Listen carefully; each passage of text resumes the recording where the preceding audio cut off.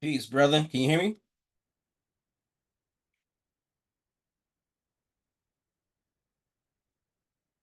Can you hear me?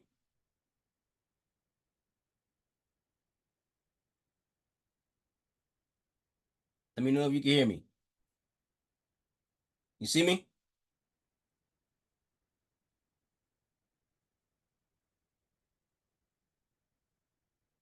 Oh, okay. You connect to the audio. Okay.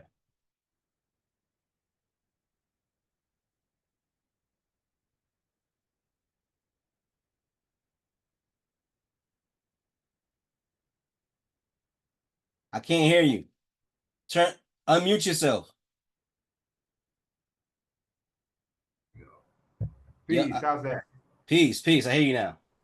Yeah, I've not used Zoom in a minute. me, Let me either, man. That's why I got on early just to make sure I got everything all right because I be messing up. me see some real quick. I'm gonna see if I can put you on the larger speaker. I can hear you a little clearer.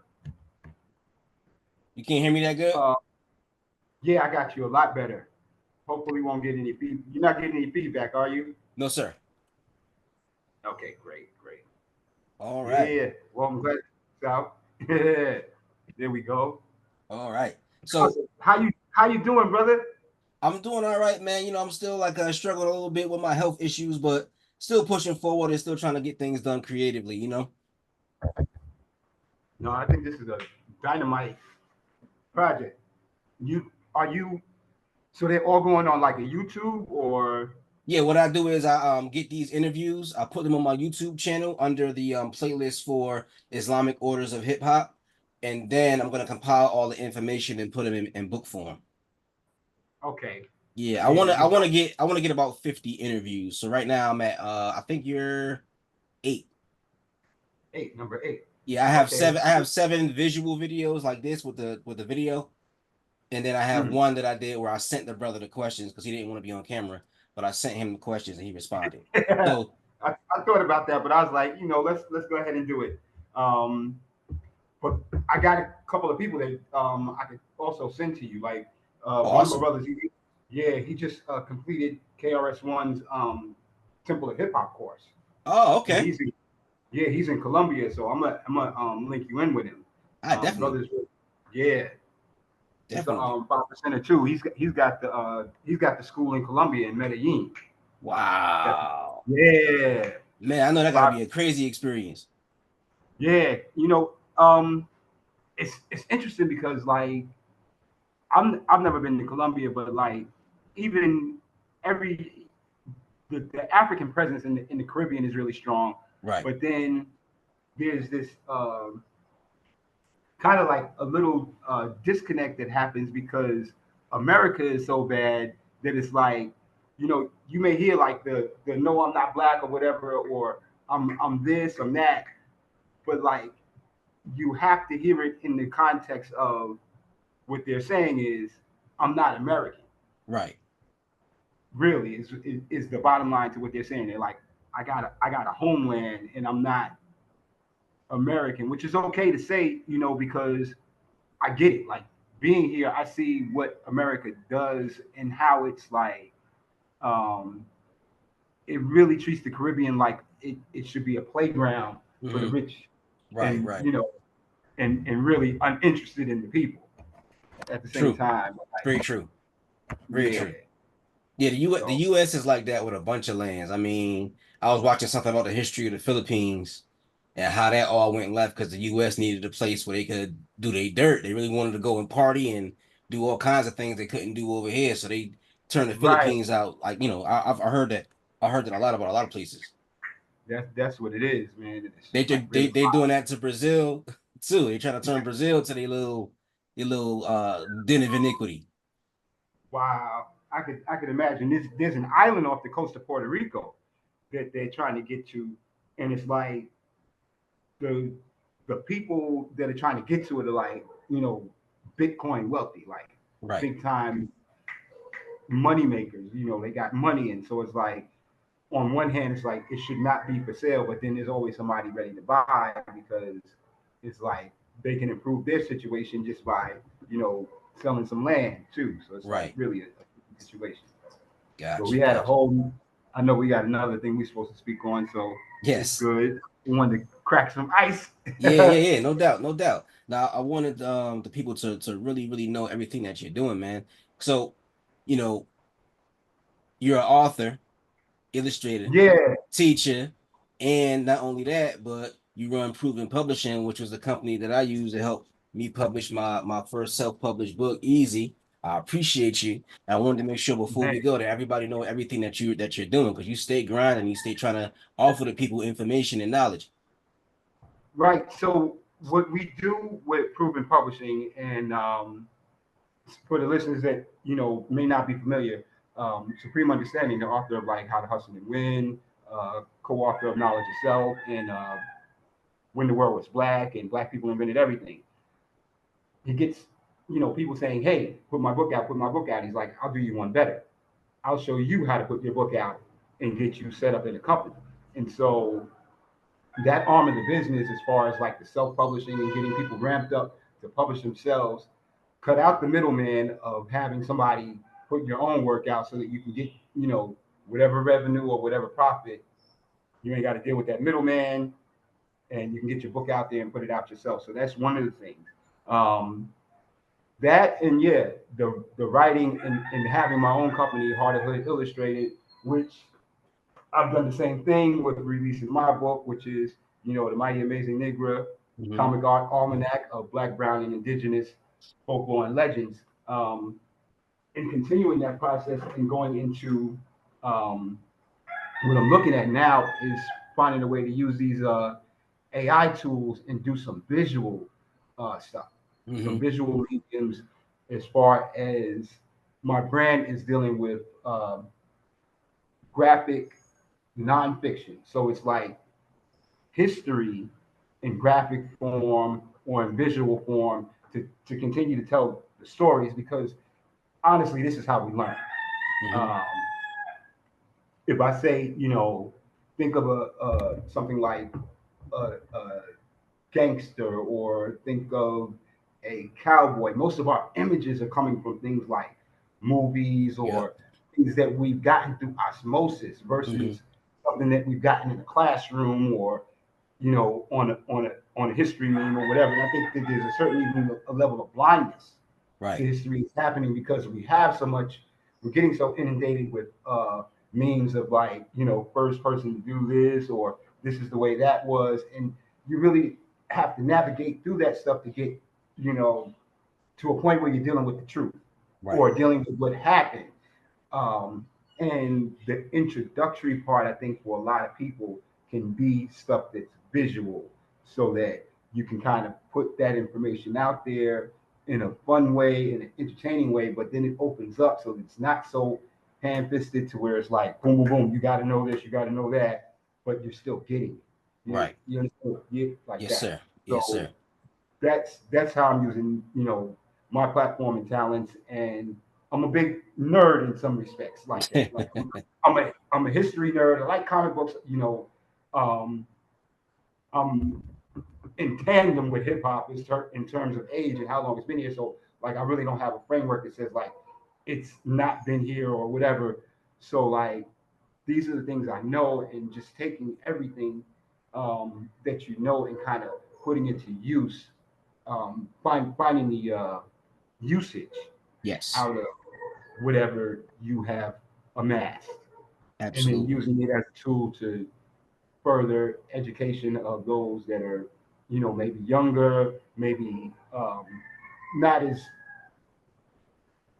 I want to use the word privileged, but I want to make it understood. Like we have different spaces in America where certain information, where the flow of information just wasn't there Hmm. until, like, say, the internet age or whatever. And it's kind of gradual. So, like, that's what I mean when I say, maybe not as privileged, but it's really not privy to the information. Right. Like, we know in the South during the civil rights era, they used to black out TVs. Say if Malcolm comes on, oh, your TV went black. If King came on, your TV went black. Like, you Hmm. did not get the information Right. for real. And so, you may get a phone call from another part of the country to be like, "Oh, did you see Whoopi Woo?" And then it's like well, did that happen? Or, Right. so Got you. in this way, we can kind of close some of that. And the internet allows that to happen, but then it's in the hands of maybe people who don't even have all the information themselves. And Right. none of us have all, but then you can have like information that winds up being conflict or in conflict. And how do you navigate through that to find out what's true? Then you got to have something else to be in support of one way or the other. And so that's where authors really come into play because we are the journalists of the times that we're in as well as times that have been. Right. So we get to, document things, and you can document things through entertainment. You can document things through academia, but it's really just about documenting is the most important part. Right. Right. Right. So Got you. that's where I am with it. Got you. I do also have like a background with the music, with the in music publishing, as well as having worked for the music industry for a little while. And with that, that's kind of whipped back around in the last year with the Hip Hop 50, and it really wasn't even expecting it, but it's like I got kind of reminded, like, hey, you're here, and not only are you here, like my image and name is inside the museum that's being built up in the Bronx, and it's like, wow, that's some responsibility.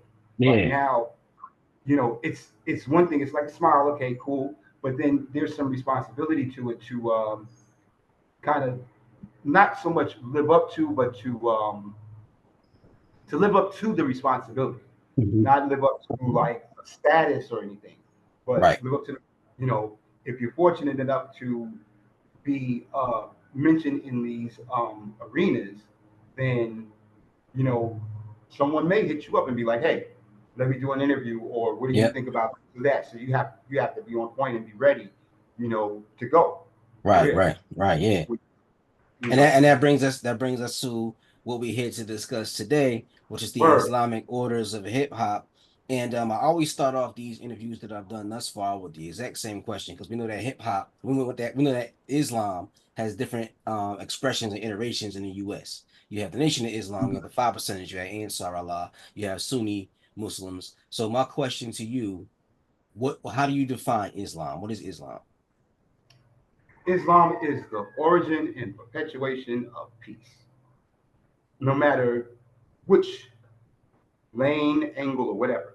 The ultimate goal is that you get in tune with the universe, which is the origin of peace, and Mhm. you perpetuate that through your own behaviors, through the behaviors that you teach to others, hopefully through your family line and whatever. So it's the origin and perpetuation of peace, All right, gotcha. And and that's in my understanding, in my travel and what I've seen. okay. And let's That is. discuss the history of Islam and hip hop. How did the two come together? Ah, see, now here's where it's really important that where the kind of the understandings of Islam or the kind of how it's kind of spreads out. Hmm. So you have two, I think, dominant traditions that really figure into hip hop, being Islam of the East and Islam of the West. Okay. So you were talking about like Sunni and Shiite things like that from the East, which is the Islam of Muhammad, the Islam of the Muslims, the Islam of the Moors from the East. Hmm. Then you also have Islam of the West, which is, say, Moorish Science Temple of America, the various students and understandings that have come from Farad and going forth, as well as Allah's 5%ers. Hmm. So these expressions of Islam here in the West are uh, more so dominant within the culture and within the music, but then the Eastern is there. And I'll get into that in a moment, but like, Well, I think let me it's just really ask. important to, Let me ask one question real quick because you mentioned Farad. For those who don't know, can you break down who Master Farad Muhammad was real quick? yeah, this gentleman who we refer to as Master Farad Muhammad was the progenitor of the teaching that led to the formation of the Nation of Islam. Um, and so you may hear people say, "Hey, do you know Supreme Wisdom or do you know 120?" These are based upon a series of questions and answers between Farad and Elijah Muhammad when Elijah was a student.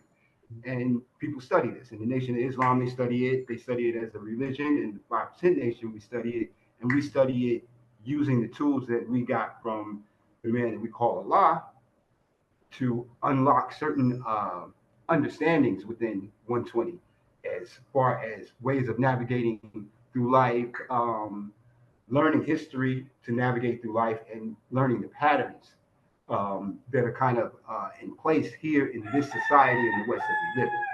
Gotcha. Which I think is very important to understand because even with the 5%, we're the 5% in this four part of the planet Earth. So it's dealing with the Western Hemisphere specifically. Gotcha. You understand what I'm saying? Yes, So, sir. but like one of the things that really impressed me with Rod is like you have this man pretty much in the early 1900s um, having this conversation and asking certain questions that the answers to those questions are have a relevancy to now, and even when the questions were being asked, they like kind of out can be somewhat outlandish or whatever for the time. But like as we move forward, you're finding out like, okay, uh, wow, he was talking about this then, but it took you know uh, humanity to even catch up. Like the greater part of the last century, even to be Mm-hmm. like, oh, it wasn't BS, it wasn't smokescreen or whatever. It was like actual something factual and something that you can apply. Right. So this was the legend is that he was sent that his dad kind of knew that he was going to produce this son to come to North America and provide knowledge to the people who were here and oppressed. Be that I would say melanated people in short, but we're talking about black, brown, and indigenous people here in the West. Mm-hmm. Um, and so that's who he was as far as I'm concerned. Like you'll hear lots of different things at different times, but very smart man, Gotcha. you Gotcha. know. Gotcha. And he was here for the wake up call and to wake up um, the right people to continue. It's like a ground game in football. You keep moving the ball up the field, up the field, up the field till you get the field goal. In my opinion, the field goal was making sure that the brother who we call Allah got this teaching so that he could really, bring it to the mass of youth and wake them up to like, yo, it's on you. Mm-hmm. Get that no one's coming to save you, and what you need to achieve and what you need to do to secure your family and everything. It's really on you to be able to do that. And here Mm-hmm. are the tools by which to do that. Here's the process by which to do that. You learn, you apply. After you apply, you reevaluate what you've applied and see what's the best way to always apply what Mm-hmm. you've applied. So forth and so on.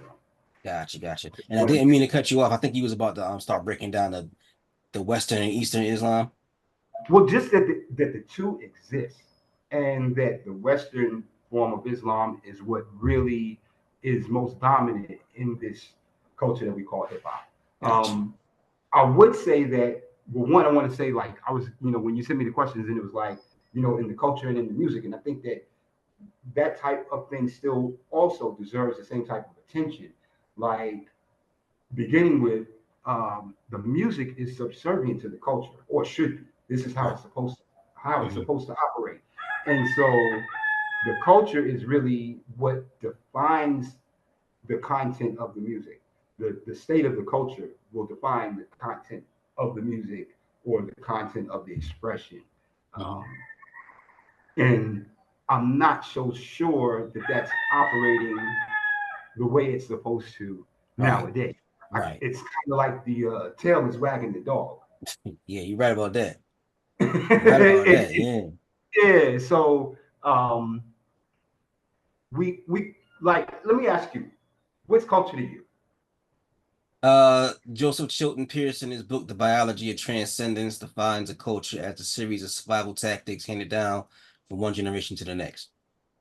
Okay, I like that. I like that. A lot because with the survival, because my thing is culture solves a problem, Right, exactly. Yep. and it is passed down from one generation to the next. In addition to just solving a problem, it solves a problem with the with things that are accessible in the environment that you're Right, in. right, right. So that's really it gives it a lot more breadth. And then there are different areas of culture. Um, like when we go like this for the culture or whatever, we're thinking about the simple things. We're thinking about like the music, the fashion, maybe the food a little bit, the art. But then there are other elements to culture like knowledge, like rules, Hmm. uh, norms, customs, Hmm. uh, and these are also things that are passed down.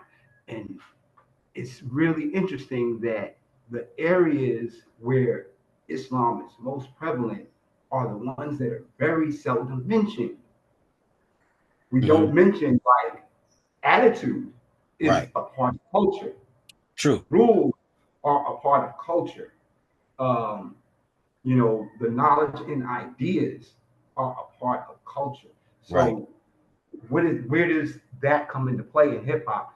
And you really have to go to the kind of like nascent beginnings of the culture, and then you find that as this thing was developing amongst the teens, and I'll even take it up to like maybe 21, 22. You also have this thing is happening in the parks. Hmm. Now, who do you find in parks traditionally? Like Usually, for yeah, the the most, youth, young people. who else on the adult stream? Who do you find in parks? Uh, I would say usually older people. I think more older people and young people spend time in parks. That's what I would say. Right. So like at the focal point of like 60s going into the 70s, you got Vietnam vets, you got former gang members, like people who were aged out of the Hmm. Bronx gangs. Hmm. Um, and those can be run the gamut, say from a racial or ethnic standpoint, but these were like the within the park, they are the kind of like the pantheon that's kind of keeping shit in order. Right. You know what I'm saying? Like that's cool to do, that's not cool to do. You know, and so this is where the rules and the laws come into play. But we know that the 5% had a very heavy presence there. We know Hmm. that the young lords had a very heavy presence there. We know that those that have just come home from their tour in Vietnam have a very heavy presence in those parks as this thing is developing. And so a lot of the rules and the norms of behavior and attitude are coming from this older guard, GAURD, Hmm. of people that are there and present in the parks. And I've seen like I remember as a teen, a young teen, even had seen like a vet or two going, can I speak on the mic for a minute? And Right. and they would tell us like how it was 10 or 15 years ago prior, Right. and how we may want to be serious about a couple of things, you know. And so that's really what it is like a generational thing to where you have the older generation looking out, but also shaping and forming the younger generation. Right. And so that's where Islam really comes into play within the culture of kind of give being the bordering factor of what's cool, what's not cool to do, and how to behave or whatever. And it's a progressive thing. So um, we're in a larger society in the 60s and 70s. So things like yeah, you got some misogyny there, um, but then you also have well don't get carried away with Mm-hmm. it. Mm-hmm. And that allowed for it to go even further, like to go from don't get carried away with it to yo, that's just not happening. Period. Like you know that type of thing. Mm-hmm. Again, moving the ball towards the goal. Gotcha. And my next question is, out of all the iterations of Islam, which one do you think had the highest or the most influence on hip hop, and why? Okay, so I'm gonna have to take it to the 5%, Right. and the it like not a self-serving reason. The NOI has this thing where, and specifically at that time period, if you're a performance artist, you got to put that down. The 5% don't have that. Right. Um, and it's also very youth oriented. So the very people that are uh, developing this culture are also the same people that are involved with the 5%, that are you know going to parliament or getting lessons at school or can't come out the building unless they know their lessons. So you can't even go down to the jam if you don't know the day spring mathematics. So So so if it was a young brother who wanted to go to a party or whatever, they would be like exactly. his enlightenment would be like, nah, you got to stay home. Like it'd be like, what's the day spring Wow. mathematics, and you don't know. We'll go home and study. Okay. You know, Man. like that, and it's right and exact because it's a very serious thing. So, and with it being serious, you want to take it seriously. You Hmm. know, we're work before play, Right. Right. and that's really the bottom line. It's just put in the work before you put in the play, but that has an effect with um, which lane of Islam or which understanding of Islam would actually be able to coexist with the culture in a way that it's both coming up and nurturing Right. rather than shutting out like, oh, you don't want to do that. Like literally, even when Elijah had gone and it switched over into like Sunni Islam or whatever, they're not feeling the hip hop. They're not feeling the music. Hmm. I don't know if any some listeners maybe or watchers maybe from Harlem. On 16th Street, on one side of the street you had the Muslims, and on the other side of the street you had the world famous Harlem World nightclub, which Hmm. was like a big concert hall for hip hop groups to go and either battle or have shows or whatever. And the Muslims just try to close down the club. Oh So wow.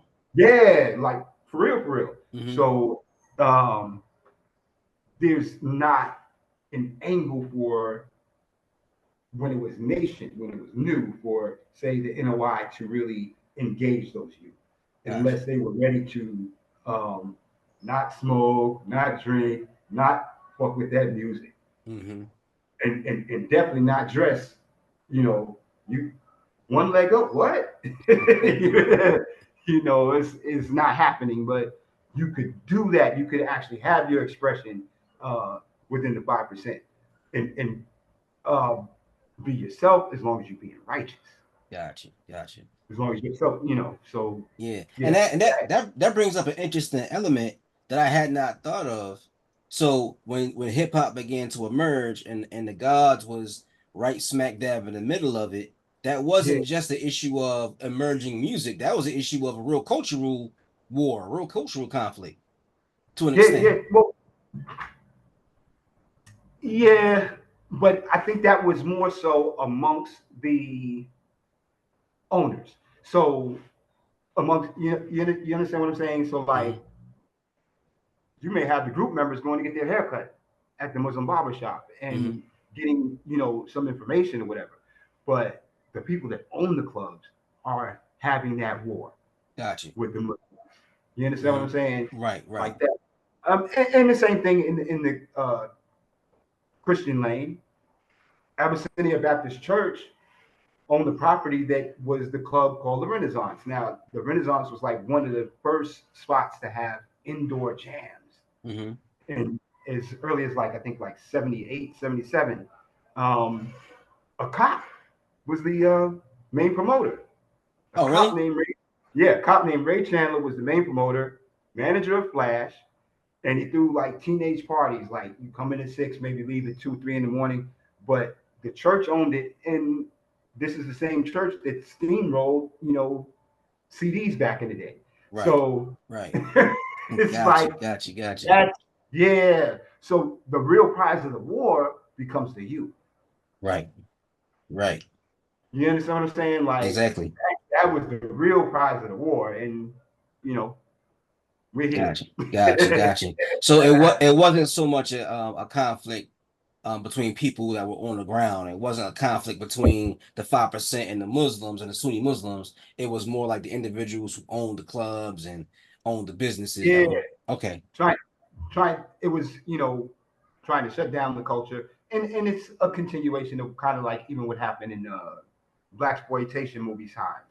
Hmm. Um, you know, you had people like, well, I won't say the names because I know a lot of people like a lot of people, but you had a kind of an elite squad of black actors when they were like Superfly and Coffee and all that, and you're like, yo, kill that noise, take them things off the screen. Yeah. Yeah. Now, mind you, I look at those movies and I get that each time the hero is the revolutionary. Right. But what do we walk away with? We walk away with the pimp and hoe. Yeah. Yeah. Wow. Hmm. It's really wow how this thing can work, and sometimes even work against us when we latch on to the things that we so called like about the artistic expression. Hmm. So that's a cultural issue that we have to fix. Right. Right. You Gotcha. know, I did want to add one thing. More Science Temple. Um, Islam is a faction of Islam in the West, and there was a dancer, African dancer, brother named the Rock Bay Hmm. out of Harlem, and he had a dance studio from like the 50s going forward. And you don't get names like Coco LaRock or T LaRock or Scott LaRock without there being a LaRock Bay. Wow. Yeah, Hmm. exactly. And and his thing was dance, and his thing was African dance, and a lot of his African dance was, like kind of acrobatic. It wasn't break dancing, Hmm. but there was a bit of a kind of an African flamboyancy to it Hmm. that was like very big, very extravagant kicks and jumps and things of that nature. And he taught this to like a slew of young people. But again, just the naming convention Right. of early hip hop personalities owe a lot to Rock Bay. So here we go again of that Islam of the West seeping into the culture. Man, you know a lot. You got a lot of like details, a lot of facts. I like that, man. Thank you, man. Appreciate that, brother. Yeah, So I'm gonna have to go into the. This one you may have to be like editing in and splicing in some spots. I had intended to have it like a file, and I'll probably still will send you some pictures and stuff that'll help out, that's what's for up. that reason. Thank you, thank you. Yeah, Um, definitely. and another thing I wanted to bring out was I remember as a young kid, there was like almost like two eras of hip hop. There was the Islam era and then afterward. What's the difference between how hip hop was when Islam was a heavy presence, when you had the brand Nubians, when you had individuals like Raz Kaz dropping knowledge? What's the difference between that era and then the era that came afterward? The culture. Hmm. In a word, the culture is a difference. So because one thing that really needs to get pointed out again, the music is subservient to the culture, but then shoot, wasn't nobody rapping no 77. Hmm. Wasn't nobody speaking on the, like saying rhymes. Like, yeah, you had to say, oh, you party over here, party rock, rock, free, free. But you didn't have like poems to music Hmm. until like 77, at the earliest maybe 76, Hmm. right? So the music was here before there were lyrics. And so you had a certain level of behavior and everything. And then once the lyrics got into play, the lyricists were not interested in making records. And so when we have an Islam era within the music, we're talking about lyrics and we're talking about where it's already been commodified. Hmm. So that's why you had an Islamic way. Um, the culture on the streets was what it was. So like people have gone into the just into the culture and they may be peripheral to Islam or not, but um, you have really this situation where it was commodified to where it was cool to talk about this. Hmm. And it came on the heels, which is really important. It comes on the heels of Run DMC's Raising Hell era. Hmm. So first it went to the pseudo devil music before it clean back up on the lyrical side. Right, But right, right, when we have, it's important to look at the waves in rap as being commodities, as being commodified, as being merchandise. right. Um, some Now, if you have the support system outside of that, it can really be something brilliant to where it becomes like advertisement. So like, yes, there are some people that come to the knowledge or come to some form of righteousness based upon a record that they heard or who their favorite group may be or whatever. Um, but that's not necessarily the purpose of the music, and it actually speaks more to the artist Hmm. and their sincerity in what they are about than it actually speaks to what the culture is or was about in that particular moment. Hmm. Because in that particular moment, it's really just about the money because that's who is putting the shit out there for real. Is the record companies, and they are about profit. You know, Gotcha. and this culture was never like some people may have an idea like rappers when they knocked on doors looking for record deals and somebody gave them a deal.